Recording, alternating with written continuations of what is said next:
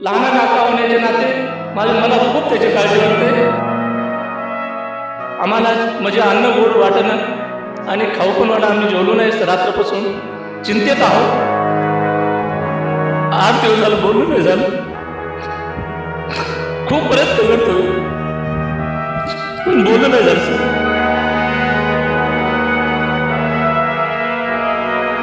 Cockroach जनता पार्टीच्या वतीने अभिजित दिपके आज दिल्लीमध्ये जंतर मंतर येथे आंदोलन करणार आहेत। केंद्रीय शिक्षण मंत्री धर्मेंद्र प्रधान यांनी नीट पेपर परीक्षा फुटी प्रकरणी राजीनामा द्यावा या मागणीसाठी हे आंदोलन केलं जाते। देशभरामध्ये कॉकरोच जनता पार्टीची चर्चा मोठ्या प्रमाणात सुरू आहे आणि आज दिल्लीमध्ये काहीच वेळामध्ये या आंदोलनाला सुरुवात होणार आहे। आणि त्यापूर्वी आपल्यासोबत बोलण्यासाठी अभिजित दिपकेचे काका विलास दिपके आहेत। अभिजित भारतात दाखल झाला आहे, आंदोलनाला दिल्लीमध्ये जंतर मंतरला तो सुरुवात करणार आहे, काय वाटतं? काय अमेरिकेहून आला तो परत चांगली गोष्ट आहे आणि आमच्यासाठी फार आज संकटाचा दिवस आहे, कारण रातपासून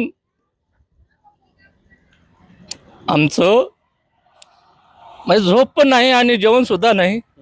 आम्ही फार चिंतेमध्ये आहोत, कारण हे सरकार काय करेल याचा आम्हाला अंदाज नाही।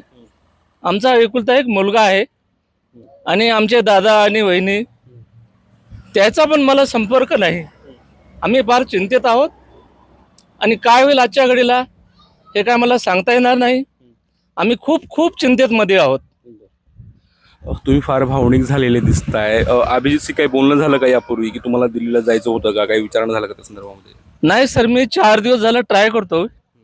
काल मी 4 वाजेपर्यंत त्याचा रिक्वेस्ट केला की बाळा मला तुझ्याकडे यायचं आहे, तू मला मेसेज कर, पण त्याने शेवटी मला नकार दिला। माझी खूप इच्छा होती की दिल्लीला जावं, त्याच्या पाठीमागं उभं राहावं, पण तसं काही झालं नाही। आता तो दिल्लीमध्ये आंदोलनाला जंतर मंतरला येथे सुरुवात करणार आहे। मोठ्या प्रमाणामध्ये तरुणाई त्याच्यासोबत आहे। कॉकरोच जनता पार्टी जेव्हा त्याने हे एक नवीन कॉन्सेप्ट उभी केली देशभरामध्ये, आता तरुणाईचा त्याला मोठा प्रतिसाद मिळतोय। काका म्हणून तुम्हाला काय वाटतं की त्याच्या ह्या मागण्यासंदर्भात सरकारनं लक्ष द्यायला पाहिजे का? नाही, त्याच्या मागण्या सर योग्य आहेत, त्यानं जे करतं ते योग्य मागण्या आहेत, चांगले आहेत, पण आता ते काय होईल ते सांगता येत नाही सर। तो काय वाईट काम करणार, तो देशासाठी नवीन पिढीसाठी अतिशय चांगलं काम करतोय। हो सर। तुमची इच्छा होती या आंदोलनामध्ये दिल्लीमध्ये सोबत सहभागी व्हायची, काही बोलणं झालं का? 100% सर इच्छा होती माझी आंदोलनामध्ये जायची। मी 4-5 दिवस झाले त्यांना रिक्वेस्ट करतो की बाळा मला यायचंय, बाळा मला यायचंय। काल 4 वाजेपर्यंत मी त्याच्याशी रिक्वेस्ट केली, 4 वाजेपर्यंत त्याचा काय मला फोन पण नाही आला आणि त्याने मला मेसेज पण केला नाही, काहीच नाही सर, संपर्क झाला नाही माझा ना। तर माझी 100% इच्छा होती की मी त्याच्यासोबत घरचा एकतरी सदस्य राहावा, म्हणून मी लहान काका होण्याचे नाते मला खूप त्याची काळजी वाटते आणि आमच्या परिवारामधील तो हुशार आहे आणि एकच असल्यामुळे त्याची खूप चिंता वाटते। अभिजित दिपके दिल्लीमध्ये येणार आहे हे कळताच तुम्ही फार भावनिक होत आहे। तुम्ही बंदोबस्त वाढवलेला आहे, 1000 पोलीस दिल्लीमध्ये तैनात केलेले आहेत। सरकारला काय तुमची विनंती असणार आहे या संदर्भामध्ये? सरकारला एकच विनंती आहे सर की जे संविधानामध्ये जे आहे तो संविधानानुसार चाललेला आहे आणि चालतोय, त्याची ती खबरदारी पोलीस सरकारने घ्यावी आणि त्याला चांगल्या पद्धतीने मार्गदर्शन करावं हीच इच्छा आहे सर।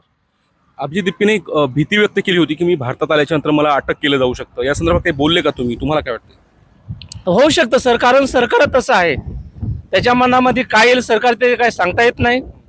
अटक करतील किंवा नाही करतील ते त्यांचा सवाल आहे, पण आमच्या पोटामध्ये दुःख एकच आहे की त्याला 100% सरकार अटक करतील अशी आम्हाला असं भीती वाटते त्यांची, असं होऊ नये सर। बरं, अच्छा। आता अभिजितच्या आईवडिलांशी तुमचं काही बोलणं झालं का, किंवा संपर्क अभिजितशी काही झाला? रात्रीपासून जेवले नाही म्हणताय तुम्ही, काही त्यांच्याशी बोलणं झालं का तुमचं? नाही सर, 2 दिवस झाला आम्हाला म्हणजे अन्न गोड वाटणं आणि खाऊ पण वाटणं, आम्ही जेवलो नाही रात्रपासून चिंतेत आहोत।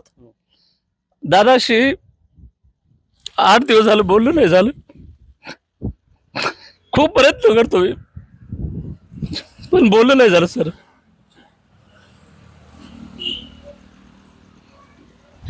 निश्चित तर हे अभिजित दिपकेचे काका आहेत, खूप भावूक झालेले आहेत।